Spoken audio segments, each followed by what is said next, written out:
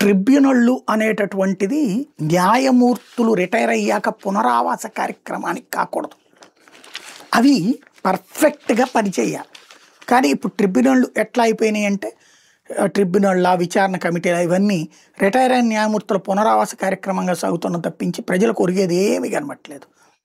ఇప్పుడు ఒక ప్రభుత్వ ఉద్యోగం నుండి తొలగించారు, న్యాయస్థానం తీర్పు ఇచ్చేయచ్చు కదా. మధ్యలో ట్రిబ్యునళ్ళు, ఆ ట్రిబ్యునల్లో తీర్పు ఇచ్చినాక మళ్ళీ దాని మీద అప్పీలు, మళ్ళీ దాని మీద అప్పీలు, ఇన్నిసార్లు ఇన్ని రోజులు సాగదీస్తే ఆ ఉద్యోగికి డబ్బులు బొక్కే, ఇటు పక్కన ప్రభుత్వానికి సాగతీత, ఆ లాయర్లకు తినిపెట్టడం తప్పించి ఏమొరుగుతోంది దాంట్లో.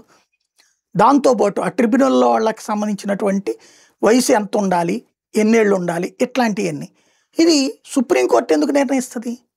సుప్రీంకోర్టు న్యాయమూర్తుల నియామకం వాళ్ళే చేసుకుంటారు.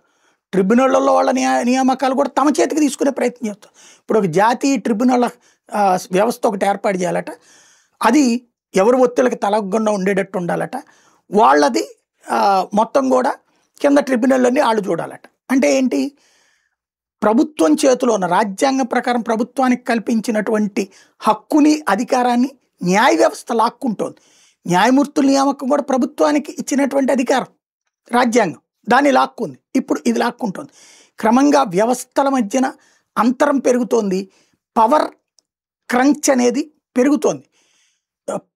ప్రభుత్వం దగ్గర ఉన్న పవర్ని, ప్రజల చేత ఎన్నికయ్యే ప్రభుత్వం దగ్గర ఉన్న పవర్ని, ప్రజల చేత ఎన్నికయ్యే ప్రజాప్రతినిధులతో ఉండేటటువంటి చట్టసభల పవర్ని ఎవరి చేత సంబంధం లేకుండా తమని తామే నియమించుకునేటటువంటి న్యాయమూర్తుల చేతికి వెళ్ళిపోవడం అనేది ప్రమాదకరమైనటువంటి అప్రజాస్వామిక ధోరణి.